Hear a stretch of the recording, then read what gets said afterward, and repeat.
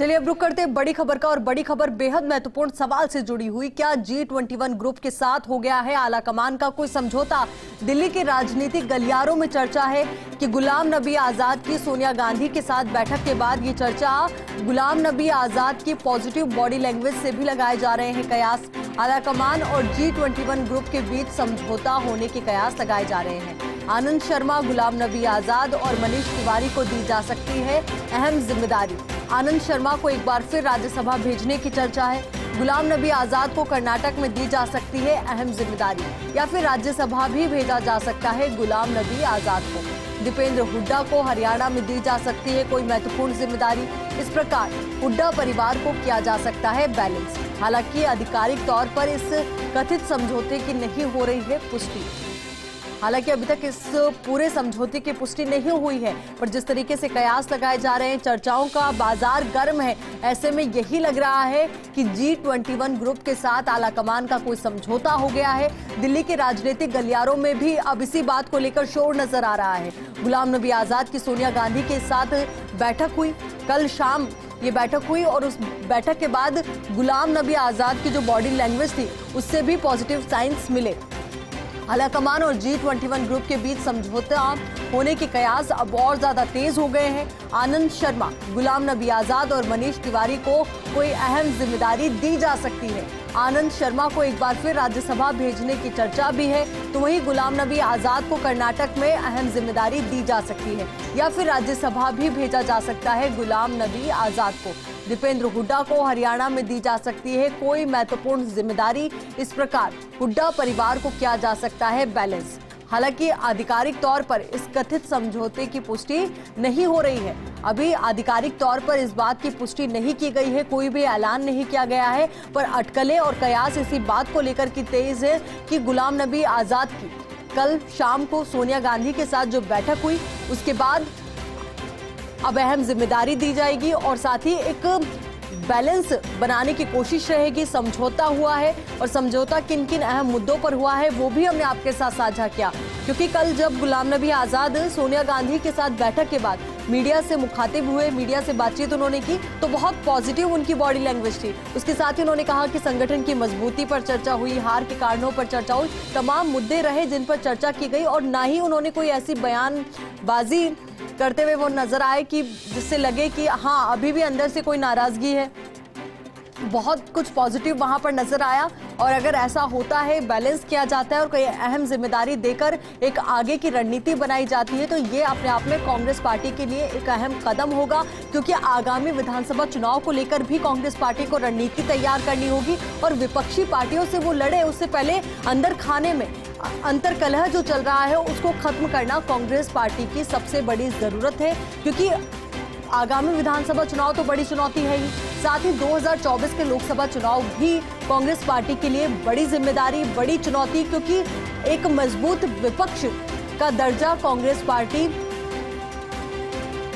बनना चाहेगी आने वाले चुनाव में, और साथ ही ये खतरा भी मंडरा रहा है कांग्रेस पार्टी पर कि कहीं वो विपक्ष का दर्जा ना खो दे। तो ऐसे में ये तमाम घटनाक्रम बहुत ज्यादा महत्वपूर्ण हो जाते हैं कांग्रेस पार्टी के लिए।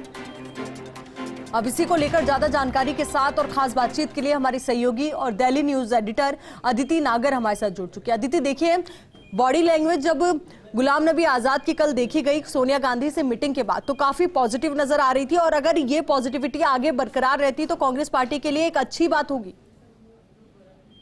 देखिए, लेकिन अभी भी परम्यूटेशन कॉम्बिनेशन बिठाया जा रहा है। जरूरत है एक स्ट्रॉन्ग नेतृत्व की, स्ट्रॉन्ग डिसाइसिव बात की। हालांकि सोनिया गांधी ने ये जरूर बदलाव दिखा है कि जो G20 से G21 जिसे कहा जा रहा है अब, वो अलग थलग पड़ा था, नाराजगी थी, जिसे कोई जिनसे संपर्क या जिनसे बातचीत नहीं की जा रही थी, अब उनसे बातचीत शुरू हुई। सूत्र यहाँ तक बता रहे हैं कि गुलाम नबी आजाद, जैसा आपने बॉडी लैंग्वेज की बात की, ये कयास लगा रहे हैं कि आनंद शर्मा, गुलाम नबी आजाद, मनीष तिवारी, इन सबको कोई बड़ी जिम्मेदारी दी जा सकती है, इन सबको कोई बड़े राज्य दी जा सकते हैं, इनमें कुछ लोगों को राज्यसभा भी दी जा सकती है। हालांकि ये बात सच है कि कपिल सिब्बल के राइटअप से, कपिल सिब्बल के बयानबाजी से जरूर आला कमान हर्ट है, नाराज है, इसलिए वो बात कपिल सिब्बल को अलग थलग इसमें रखने की बात है। लेकिन गुलाम नबी आजाद को कर्नाटक की जिम्मेदारी देकर उनको कभी जब मौका मिले तो राज्यसभा फिर से भेजा जा सकता है। आनंद शर्मा को राज्यसभा भेजने की बात है। मनीष तिवारी को जिम्मेदारी, हुडा परिवार जो हरियाणा में है उनको एक कमान है जो संभालने की जिम्मेदारी दी जा सकती है हरियाणा की। और इसके अलावा या फिर एक कमेटी बना दी जाएगी इन सीनियर नेताओं की, जिनसे जब भी आलाकमान कोई फैसला लेगा किसी भी राज्य या किसी भी स्तर पे तो सलाह मशवरा इनसे किया जाएगा।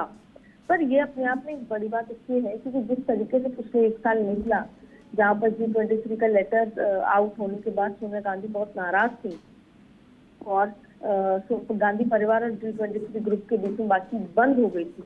लेकिन अब एक ही रास्ता खुला है, मुलाकात हुई है और मुलाकात में इसी तरह के मायने नजर आ रहे हैं कि अब कांग्रेस भी अपनी सोच में बदलाव कर रही है, आलाकमान की, कि हमको सीनियर लोगों को साथ लेकर चलना होगा क्योंकि लगातार जो हार का या लगातार जो जिस तरीके के नतीजे आ रहे हैं उससे ये लग रहा है कि युवाओं को और सीनियर्स को दोनों को साथ लेकर चलना होगा और सोनिया गांधी ने अपनी स्ट्रैटेजी में बदलाव किया।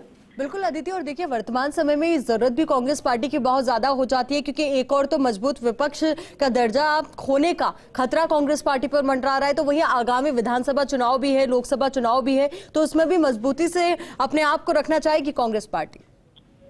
बिल्कुल, लगातार जिस तरीके से अपने राज्य खोती जा रही है और उसका इम्पैक्ट कार्यकर्ताओं के मनोबल पे ग्राउंड पर जो आपकी ताकत है उस पर पड़ रहा है, तो जरूरी है कि एक तो सबसे पहले कांग्रेस एकजुट नजर आए, स्ट्रॉन्ग नजर आए और जो आपसी गुटबाजी है वो खत्म होगी, तब जाके कांग्रेस कहीं पर बेहतर काम कर सकेगी।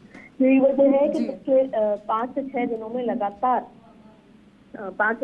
लगातार कांग्रेस ने कई फैसले लिए हैं आलाकमान ने, कई कमेटी भी बनाई है, हार की जिम्मेदारी का मंथन भी करने के लिए नेताओं को जिम्मेदारी कमेटी तैयार की है। और इसके अलावा गुलाम नबी आजाद से सोनिया गांधी का मिलना अपने आप में एक बड़ा स्टेप, बड़ा बदलाव नजर आ रहा है।